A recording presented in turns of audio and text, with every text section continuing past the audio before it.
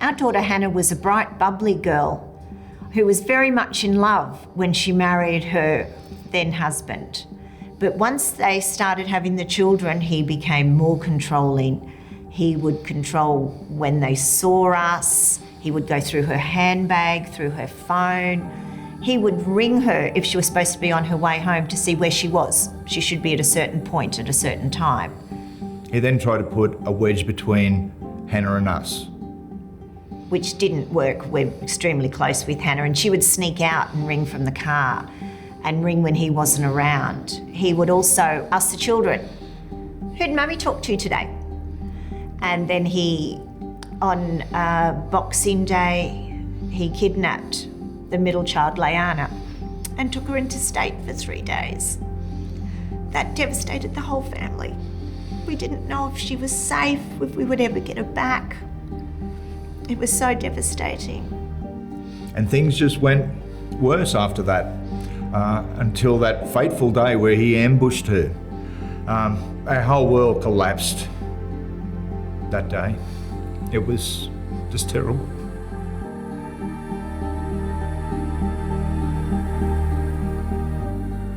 So out of this, at the end, we lost our 3 grandchildren.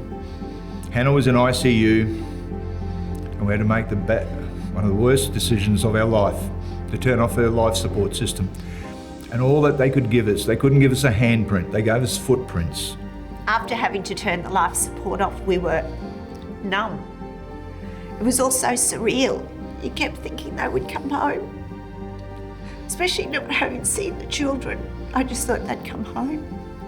My only solace was I'd kiss them all goodbye and said I'd love them before I left that morning. So this is why we started our foundation, to try and stop this sort of thing happening, and to try and get some legislation going about coercive control. Hopefully it will give our foundation another springboard to help educate and make it a better society out there, is what we're really after. Keep the conversation going. Yeah. Hopefully now everyone will be talking and thinking about calling out friends and what they can do to help families. I felt I hadn't done enough to help Hannah and my 3 beautiful grandchildren, Hannah, Aaliyah, Laianah and Trey. So then that becomes now HALT, and that's what we're trying to do, take small steps for Hannah to halt domestic and family violence. People need not just to be bystanders, they need to stand up and call out these perpetrators.